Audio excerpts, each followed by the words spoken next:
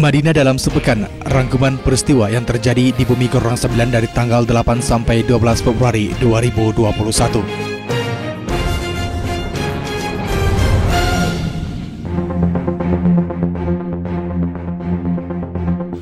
Bus rombongan pemerintah Kabupaten Agam jatuh ke sungai, 2 meninggal. Bus pariwisata yang membawa rombongan studi tiru pemerintah Kabupaten Agam Provinsi Sumatera Barat Senin 8 Februari 2020 sekitar pukul 12.30 waktu Indonesia Barat jatuh ke sungai di Desa Lumen Pasir atau tepatnya di Simpang Angin Barat Kecamatan Tambangan Kabupaten Manteng Natal. Akibat kecelakaan itu 2 orang meninggal dunia dan 15 penumpang lainnya mengalami luka berat dan ringan. Informasi yang dihimpun Start News dari lapangan diketahui jatuhnya bus yang membawa rombongan itu berawal dari bus pariwisata yang datang dari arah Parangsidimpuan menuju Lubuk Basung. Sampai di TKP, truk datang dari arah depan dan memaksa sopir bus banting setir ke kiri dan menghantam pagar pembatas jembatan hingga jatuh ke sungai dengan kedalaman 15 meter.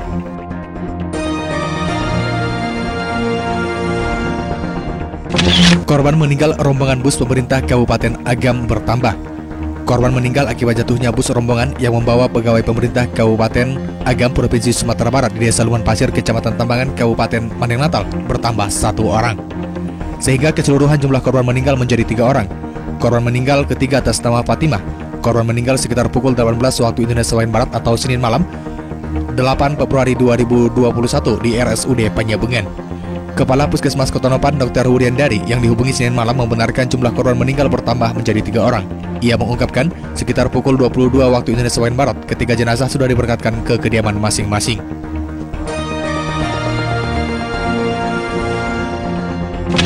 Pemerintah Kabupaten Manteng Natal kunjungi korban luka kecelakaan bus rombongan pemerintah Kabupaten Agam. Pejabat pemerintah Kabupaten Manteng Natal membesuk korban kecelakaan bus pariwisata berisi rombongan pejabat pemerintah Kabupaten Agam, Sumatera Barat yang jatuh ke sungai di Kecamatan Tambangan 8 Februari siang. Kedatangan pejabat pemerintah Kabupaten Manteng Natal diwakili Sekretaris Daerah Ahmad Ghazali Pulungan bersama Kepala Dinas Sosial Taufik Lubis ke Rumah Sakit Umum Daerah Penyambungan Selasa 9 Februari 2021 untuk melihat secara langsung kondisi para korban kecelakaan bus tersebut. Sekretaris Daerah Kabupaten Manteng Natal saat membesuk rekan sejawat pejabat pemerintah daerah ini kepada Start News mengatakan pemerintah Kabupaten Manteng Natal turut merasakan duka atas musibah yang terjadi.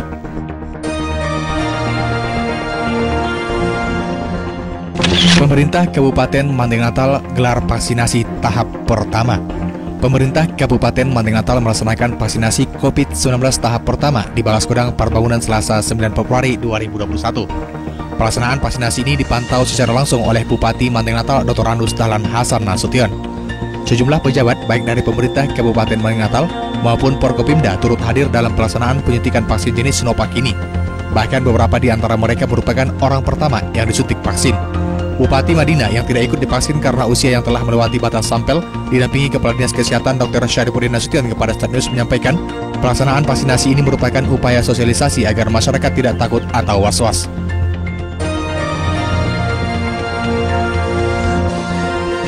Evaluasi tenaga honorer Bupati Madinah yang minta imbalan akan ditindak tegas.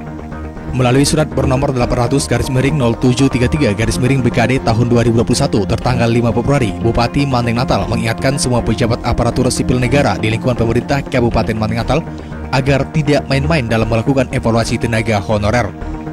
Dahlan menyampaikan akan menindak tegas pejabat yang terindikasi meminta imbalan kepada tenaga honorer. Apabila ada yang terindikasi atau diketahui meminta suatu imbalan, maka yang meminta imbalan akan dikenakan tindakan tegas berupa pemberhentian dari jabatan serta akan diberhentikan secara tidak hormat dari status ASN.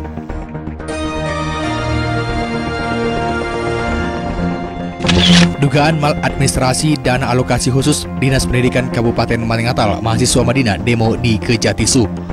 Mahasiswa Mandailing Natal dari Koalisi Mahasiswa Anti Korupsi dan Penindasan atau Koman-Koran melakukan aksi demo di depan kantor Kejaksaan Tinggi Sumatera Utara Selasa 9 Februari 2021. Mereka menuntut Kejaksaan Tinggi Sumatera Utara segera mengusut penggunaan dana alokasi khusus atau DAK tahun 2020 yang diperuntukkan Dinas Pendidikan Kabupaten Mandailing Natal. Sebab para mahasiswa menduga dana alokasi khusus sebesar 11 miliar yang dikucurkan ke 56 sekolah di Manteng Natal dilaksanakan secara maladministrasi oleh oknum-oknum tertentu. Koordinator aksi Taufik Pulungan menyampaikan, pembangunan ruang kelas baru dan rehabilitasi sekolah yang anggarannya melalui DAK seharusnya dikerjakan secara swakelola oleh pihak sekolah.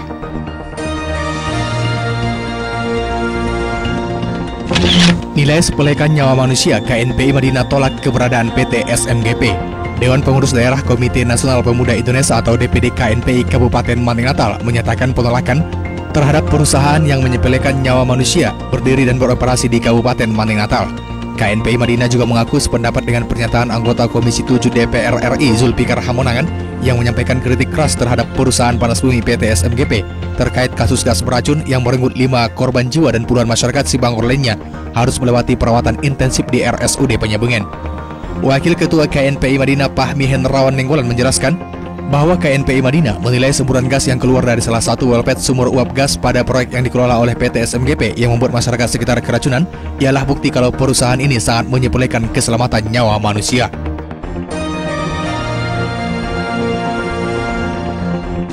Gejala paparan gas beracun PT SMGP dirasakan belakangan. 3 warga kembali dirawat di RSUD Penyebengen.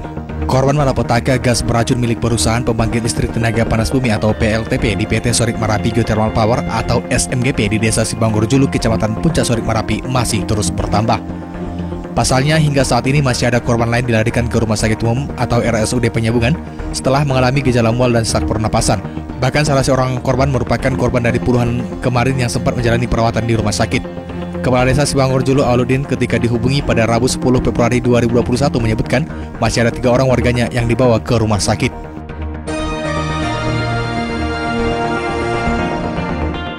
Tak ada kadis yang hadir Musrenbang Panjabungan Selatan, Edi Anwar merasa kecewa. Anggota DPRD Kabupaten Madinah Natal Edi Anwar Nasution mengungkapkan kekecewaannya dalam pelaksanaan musyawarah rencana pembangunan atau Musrenbang Kecamatan Panjabungan Selatan RKPD tahun 2022. Pasalnya pada musrenbang tersebut tidak ada satupun kepala dinas dari pejabat di lingkungan pemerintah Kabupaten Madinah Natal. Yang hadir hanya pejabat pembantu, padahal kata Edi, kegiatan musrenbang ini sangat urgen dalam memprioritaskan perencanaan pembangunan Madinah Natal untuk tahun 2022. Edi menegaskan, persoalan keluhan dan permintaan masyarakat seharusnya didengarkan langsung oleh kepala instansi, sehingga apa saja nantinya yang diminta oleh warga untuk program kerja bisa tersahuti.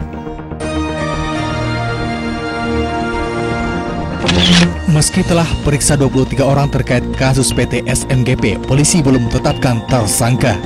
Pihak kepolisian belum menetapkan tersangka atas insiden gas beracun yang telah merenggut korban jiwa pada proyek perusahaan listrik tenaga panas bumi atau PLTPB PT Sorik Marapi Geothermal Power yang beroperasi di Desa Sibangor Julu, Kecamatan Puncak Sorik Marapi.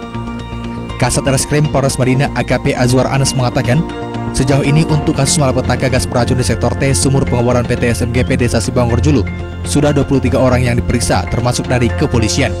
Namun sampai saat ini belum ada yang ditetapkan sebagai tersangka. Sebelumnya pada Senin 25 Januari lalu sebanyak 5 orang meninggal dunia dan puluhan lainnya mendapatkan perawatan diduga karena terpapar gas H2S yang berasal dari proyek perusahaan panas bumi yang dikelola PT SMGP di Desa Sibangor Julu.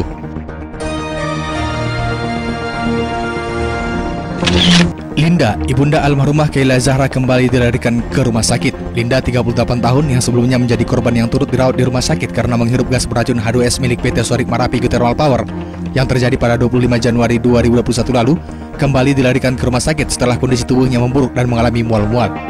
Linda merupakan salah satu korban selamat atas peristiwa gas beracun di perusahaan listrik tenaga panas bumi atau PLTPB PT SMGP yang beroperasi di Desa Sibangor Julu, Puncak Sorik Marapi.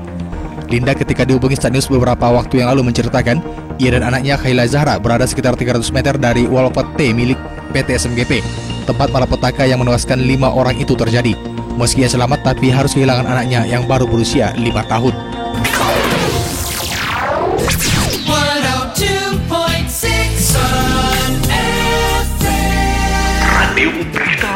Radio Berita Madinah.